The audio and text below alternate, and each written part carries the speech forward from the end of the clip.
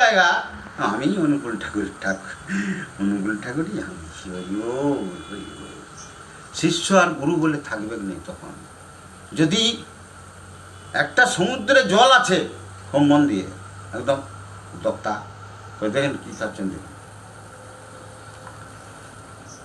একটা সমুদ্রে জল আছে, একে বলে ব্রহ্মজ্ঞান। কাকে বলে বুঝাচ্ছি, যেটা লাভ করার জন্য তখনকার ব্রাহ্মণের ছেলেগুলো সাধু মুনি ঋষি হয়ে পড়ে জঙ্গলে তপস্যা করছিল, ঘর বাড়ি টাকা সব ছেড়ে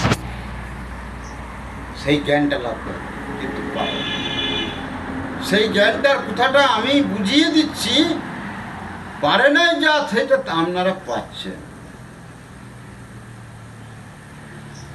ব্রহ্মজ্ঞান কেমন না, একটা সমুদ্রের উপরে মাটির হাঁড়িতে করে এক হাঁড়ি জলকে চাপাই নিয়ে জিজ্ঞাসা করছি সেই হাঁড়িটার কাছে, যে তুই কে রে?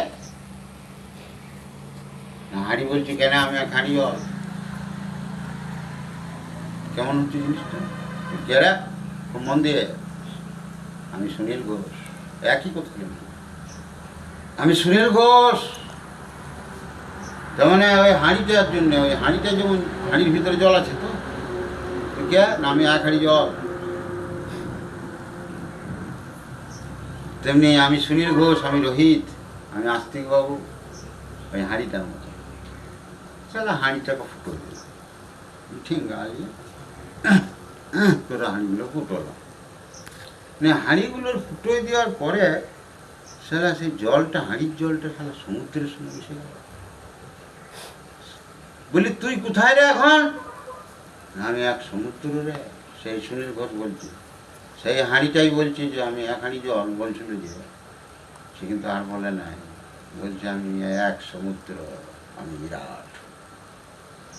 তাহলে সাধনা মানে কি?